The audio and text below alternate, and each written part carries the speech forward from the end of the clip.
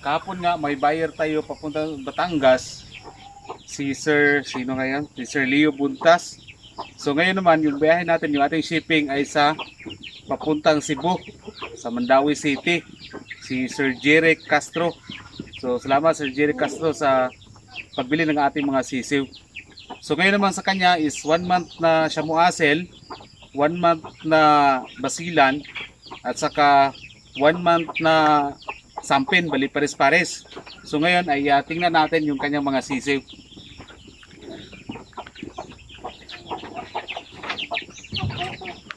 So ito, ito yung Shamuasil, malaki na rin, no? 1 month and 2 days. Super laki, oh. Dito rin sa kabila, ito babae, ito Shamuasil. Ayan, oh. Okay. So ipakita na lang. So yung yung isa, yung dalawa diyan basilan. Yung may kibble tie, yan yung mga sampin kasi yung basilan kasi asa ka sampin is halos pareho yung kulay nila. So that's why yung isa is nilalagyan ko ng ng cable tie para madaling malaman kay Sir Jerry Castro. Yung dalawa na iba yung kulay, yung medyo snappy na yan yung Shamuasil na binibili niya. Okay, yan po. So maya ay natin, isisip natin yan. Ganun pa rin yung ating shipper, si Sir Jun Arts Balaba. Pero bago yan, ay ipakita ko muna sa inyo yung iba kong mga sisiho dito. So yan po, pure basilan po yan. Siguro nakita nyo naman siguro yung ating breeder na yung tandang na pure basilan din.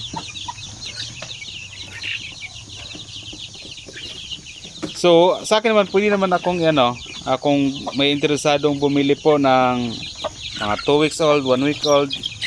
Actually meron naman kung gusto ho ninyo. Pero ako kasi iniisip ko rin, hindi ko rin iniisip minsan na magkaroon tayo ng ng may bumili sa atin. So iniisip ko rin yung pera ng buyer na hindi kasi basta-basta pinupulot lang ang pera. Kasi yung ibang buyer na mumuhunan din yan. So sinisigurado ko lang na 1 month old talaga ang nag-start ako na mag-release sa ating basilan at sampin, to make sure na kahit walang ilaw o kaya yung inahing manok ay kaya na po mag-survive ang ating mga sisiw. Kasi kawawa ang buyer kapag bumili siya, nagbayad siya sa shipping, nag-invest siya dito sa ating manok, tapos pagdating sa kanila pag-deliver o kaya ilang araw lang ay mamamatay lang. So yun. So yan po ang ating basilan.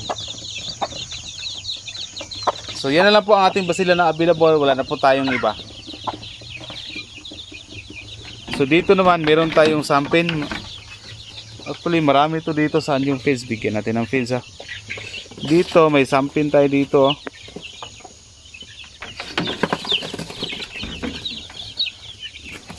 Ayan. Yan yung ating mga sampin na pa lang to? 25 days old. Wala pa itong 1 month pala.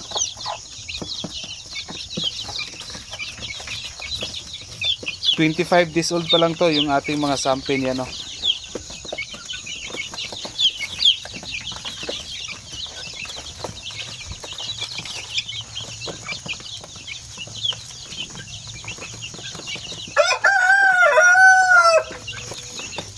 So marami ako dito ngayon na available sampin 45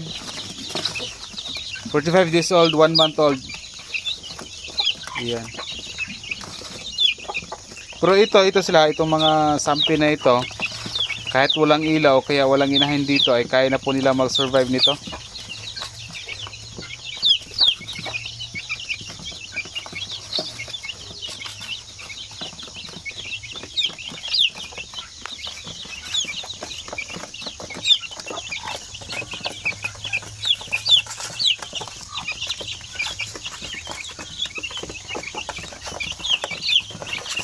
So sa mga nagtatanong, maganda pa talaga ang sampin na mga manok? Oo naman. Sa karne, sa production ng kanilang mga itlog, Napakaganda, di ba?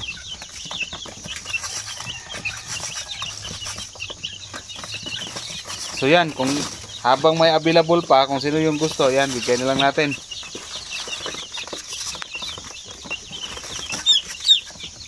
Pero paalala ha, bago kayo bumili or magbayad po sa akin, kailangan video call muna tayo para sigurado na talagang legit talaga na ako yung nasa page. Kailangan makasiguro tayo kasi hirap maghanap ng pera ngayon.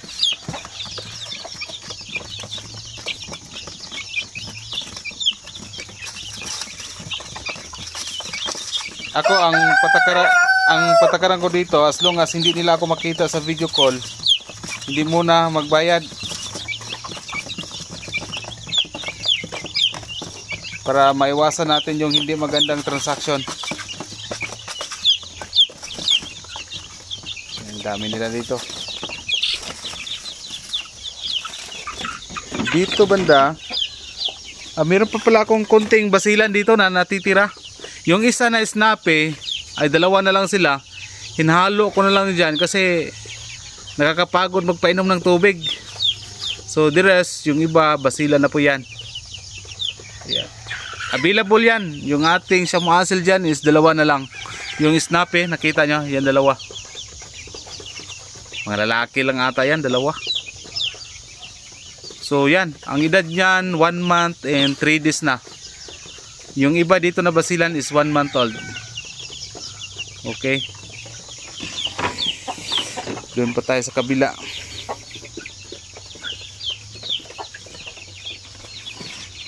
Dito may mga sampin tayo na 1 month old. Yan. 1 month old sampin. So yan. Actually may isa din dito na sampin sa kulungan. Magkapatid ho sila kaso nasa mga 14 sila. So medyo masyadong masikip yung kulungan kaya hinahati ko na lang. Nandito yung iba oh. Yan. Para hindi masikip sa isang kulungan. Yan yung sampin na 1 month old. 1 month and 1 week na. So yan po.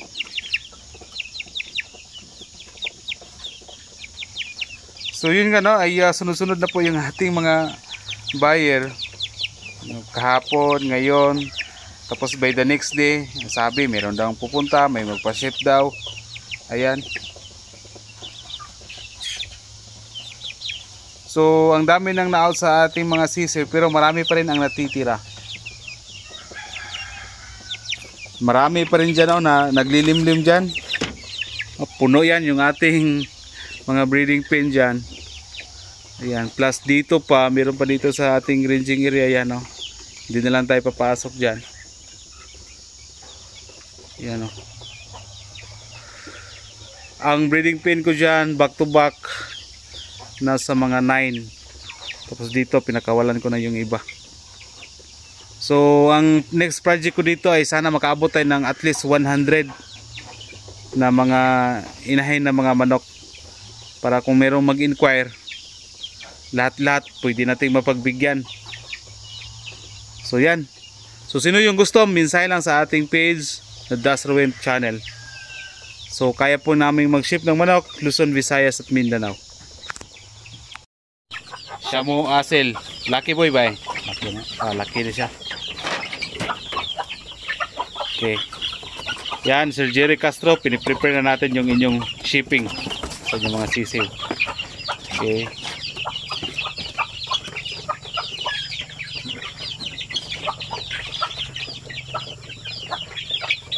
Yan. Ito, shamuasil din to. Babae. Okay. Boy.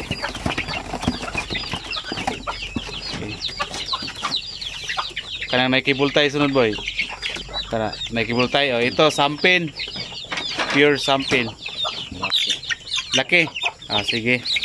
Actually sobra na yan sa 1 month old. Kapag may cable tie Sir Jerry ay yan po ibig sabihin yan sampin.